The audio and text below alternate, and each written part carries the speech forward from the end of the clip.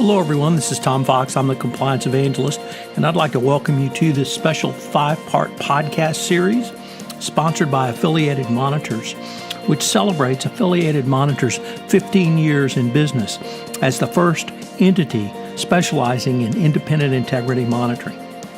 Founded in 2004, Affiliated Monitors provides independent integrity monitoring and ethics and compliance assessments nationally and internationally and across almost all industries. With its knowledge of effective ethics and compliance programs and cultures, Affiliated Monitors is respected for its work as the corporate monitor on matters ranging from multinational corporations to small and mid-sized companies and even individuals.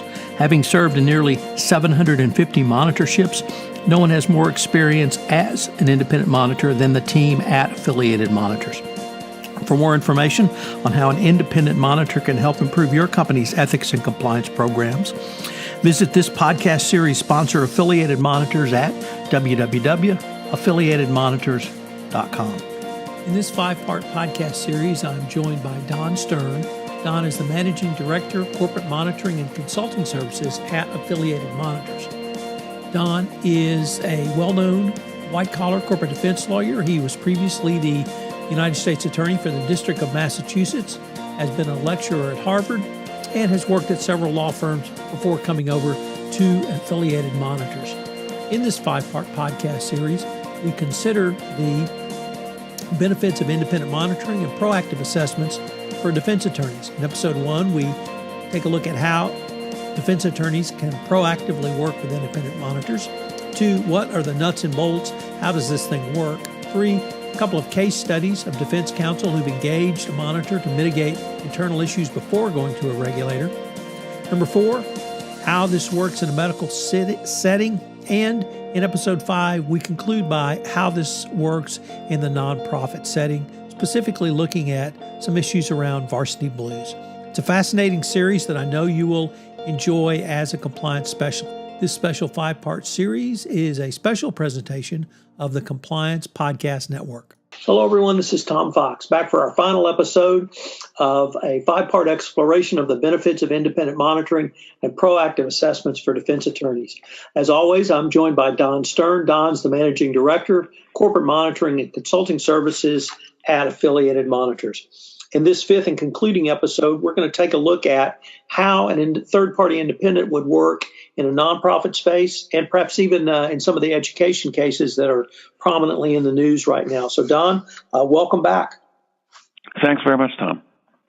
So, Don, the nonprofit, many people break the world into profit and nonprofit, and perhaps that's a legitimate dichotomy. But in terms of a third-party independent coming in to assess a compliance program, are the strategies and techniques the same, or are they different, working with a defense counsel? Well, I think the strategy and the techniques are similar, but there are some differences. And let me just say, I think that the whole nonprofit arena, whether it's educational institutions or other settings, is I think going to be the next frontier, if I can call it that, for federal, state, and local regulators and prosecutors. I think they see that there's a landscape of potential abuse out there. So I think we're going to see in the coming years much more activity. We've already seen some of it. I know we'll talk about that in a second.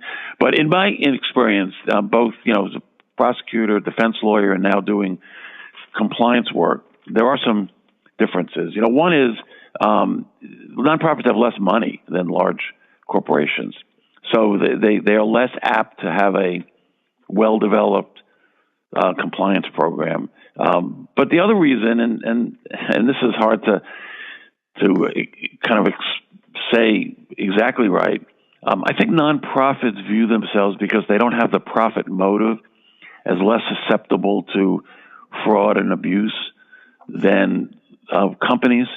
I think companies have been hit over the head enough by SEC complaints and filings and Department of Justice investigations and the like. There's been less activity against nonprofits, so they sort of wear the white hat, and they don't see the need quite the same way for a compliance program. The third thing is that a lot of nonprofits, particularly universities, are very siloed. this one school operates independently from the other school, and the research and development part of the university works differently from this part. And so you see that sometimes in corporations, but corporations are really more tightly managed. And part of it is, universities and nonprofits are if we talk about universities, have this notion of academic freedom, which is very important. So if you're you're working in a pharmaceutical company and you're running the research and development program you're not thinking of academic freedom. But if you do the similar kind of work for a university, you are almost siloed from the rest of the university in many respects. So all of these things create a culture where centralized compliance is really not thought of in quite the same way as it is for a company. And I think it's ripe for government regulators to be looking at some of the activity, and therefore I think it's ripe for nonprofits to reach out and have third-party assessments done of their programs. So, Don, I think one of the issues around nonprofits, but specifically in education, that is literally on the minds of most Americans is the Varsity Blues scandal. And that scandal has many, many, many moving parts. You articulated some of them, but there are actually even more. But I was wondering if you could maybe help us think through how a third-party independent assessment could help a college or a university, or perhaps even any of the players that have been caught up in the Varsity Blues scandal. Well, part of it is to kind of track and have some internal controls for what's happening. So, I mean, all I know about Varsity Blues scandal is what I read in the newspapers. Although the investigation emanates from where I'm talking to you from, which is Boston, Massachusetts. It was done by the U.S. Attorney's Office in Boston, my old office. But the question is, if, for example, a crew coach or a tennis coach has advanced one or two students because they say that they're going to be superstars on their team, what kind of controls exist to assess the credibility of those representations? What is done after the fact to see whether the admission of certain students for their athletic prowess was actually done correctly and has worked? What conflict of interest statements are requested by people involved in the process to make sure that they aren't receiving outside income from other sources?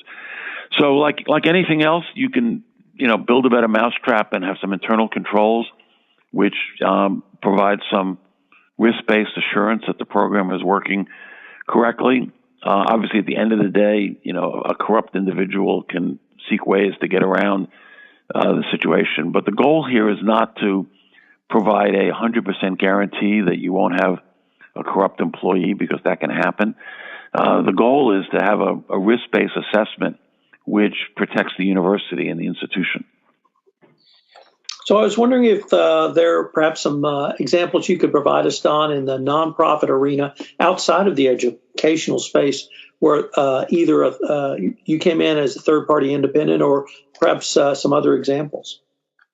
Well, we did some work a couple years ago for a large NGO, non-governmental organization that did international work and was received money from USAID and the State Department and other other grantors from the federal government, not just our government, but other governments as well, and did work in Afghanistan and in other hotspots in the world. But there were some problems, and we went in. We did this on an international basis. I spent some time in Bogota, Colombia, and in other parts of the world. And again, the goal is there are some cultural differences depending upon where you are, but the goal is pretty much the same, which is what kind of program does the company have? How do they educate people? What are they educating them about? What's the follow-up? What's the testing? Is there a whistleblower program? Is there favoritism that's involved. In that particular case, for example, it was very much a founders program. The founders of the NGO were still running it, and they were running it a little bit like their own personal piggy bank, and that was known to a lot of employees who kind of looked the other way.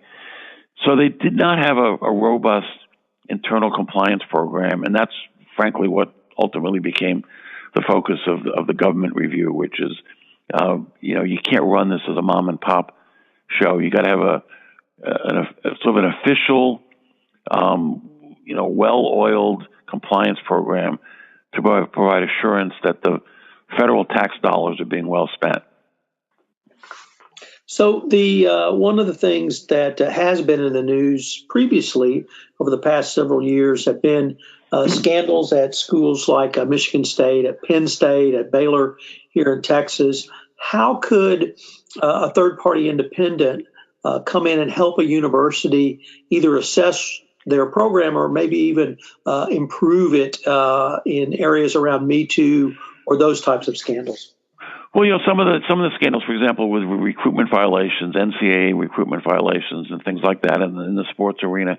Our view is that there are common tools and common themes for any good compliance program, and frankly, it doesn't depend so much whether we're talking about environmental controls or what are the rules of the road for recruitment.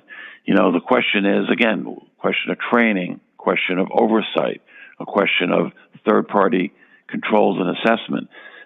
There are ways to review what employees are doing, and you shouldn't just depend upon because I said so. So how is the money being spent? I mean, if recruitment violations include payment of money to high school athletes, that money believe me, is not coming out of the pocket of the recruiter. It's somehow coming either directly or indirectly from university coffers. So how is that reviewed? How is it controlled? What's the audit trail? And the like. So, it ranges all the way from financial audit controls to talking to people. You got to talk to the recruiters. You got to talk to the high school athletes. You got to talk to the people who are on the teams. Believe me, if there are problems, people in those situations will know, and the goal is to see if they'll be candid and talk.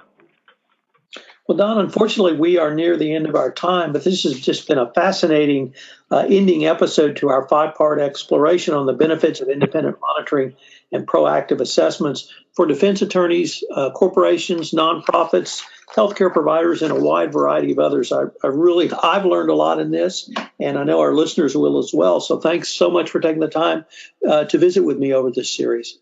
Yeah, great time. I really enjoyed it. Thanks very much. Hello, everyone. This is Tom Fox again.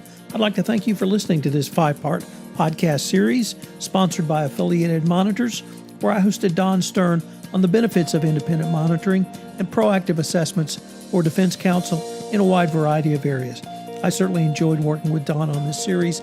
He presented lots of great information. If you'd like more information on Don or Affiliated Monitors, please check out their website, www.affiliatedmonitors.com. This 5-part podcast series has been a special presentation of the Compliance Podcast Network.